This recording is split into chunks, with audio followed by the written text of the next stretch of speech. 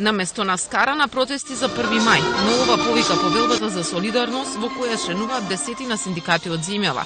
За нив најбитно е граѓаните да се солидаризираат и наместо на излет, Меѓународниот ден на трудот да го одбележат со протест кој е насочен против кршењето на работничките права. Заедно да искажеме незадоволство од постојаната измена на закони, прогонувањето на автентичните синдикати, претварањето на вработените и на невработените во економско робје, во човечиња кои што немаат храброст, чија што судбина и економска социјален статус зависи од добрата волја на политичките и бизнис елити. Од синдикатите повикаа освен работниците и студентите и средношколците да се вклучат на протестот.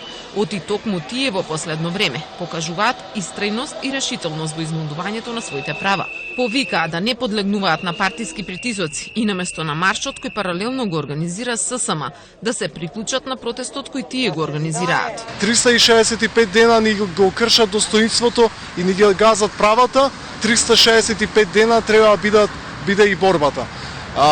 Работниците мораат конечно да се охрабрат и да сватат која е нивната сила, да се организираат и да се спротивстават на кршењето на своите права.